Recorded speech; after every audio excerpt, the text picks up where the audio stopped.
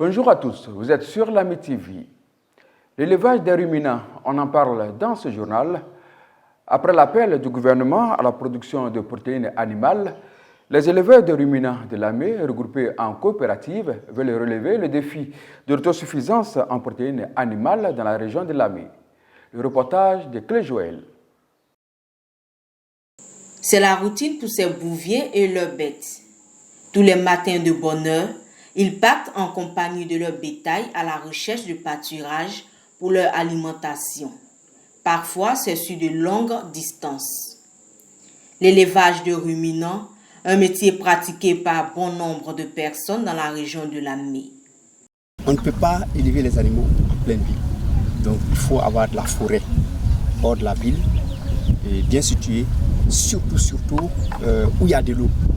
Parce que l'eau est très importante dans l'élevage des ruminants.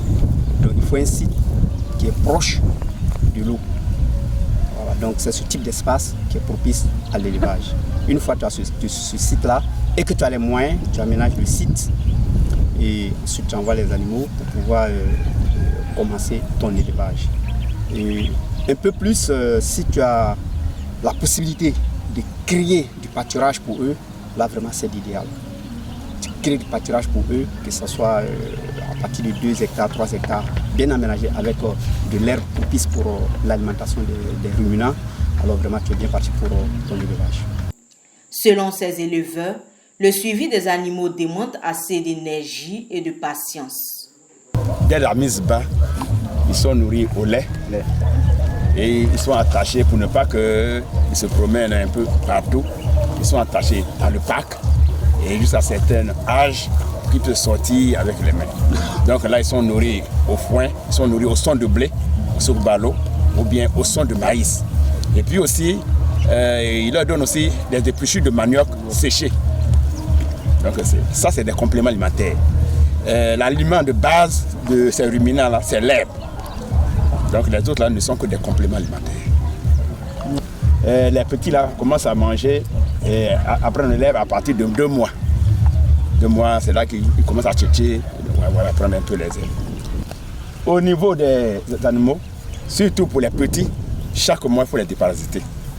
Et dans les grands, pour les déparasiter. Donc il y a un programme sanitaire, un programme de déparasitage interne, externe, parce que lorsque vous voyez, ils sont en train de se remettre avec dans la queue, c'est pour chasser la mouche. Donc il y a un produit pour ça, un produit approprié. Et là, on met ça dans un pulvérisateur pour les pulvériser, pour enlever donc, ces parasites-là. Donc il y a des antibiotiques qu'on leur fait. Il y a aussi de la vitamine. Il y a aussi la pia léchée. Là, c'est le sel mélangé avec d'autres ingrédients. Parce que vous, l'herbe ici en Côte d'Ivoire n'est pas riche. Puisque c'est l'herbe fraîche là que les animaux mangent. Normalement, l'herbe qui est riche, c'est le sèche. Donc il y a plein d'eau ici. C'est pour ça qu'il ne faut pas faire sortir les animaux tôt. Il faudrait que l'arroser, donc descendre avec les rayons du soleil. Et à 9 h par là, il faut les faire. Donc là, on les met dehors. Des difficultés, il en existe. Manque de pâturage et de sites d'élevage, ils sont obligés de parcourir certaines distances à la recherche de nourriture, ce qui crée la divagation des animaux dans les communes. Sur leur passage, ils détruisent tout. Jardins de particuliers et cultures vivrières. Les plaintes de propriétaires terriens et de plantations sont nombreuses. Pour trouver des solutions à leurs difficultés, les éleveurs de l'AMI ont décidé de se mettre en coopérative afin de mutualiser leurs efforts. Dénommée Sokoka et Rumé, cette coopérative qui couvre les 4 départements de la région de l'AMI compte actuellement 522 éleveurs de bœufs, de moutons et de cabris. Elle offre aux éleveurs des espaces cultivables disponibles dans plus de 75 villages de la région de l'AMI et des programmes de formation aux éleveurs pour un meilleur suivi de leurs animaux.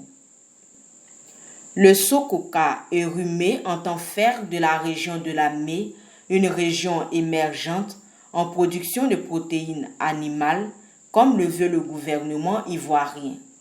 Les jeunes de la MÉ désirant investir dans l'élevage des ruminants peuvent bénéficier du fonds de garantie mis à leur disposition dans une microfinance par le Conseil régional de la MÉ et son président, le Premier ministre Patrick Jérôme Hachi.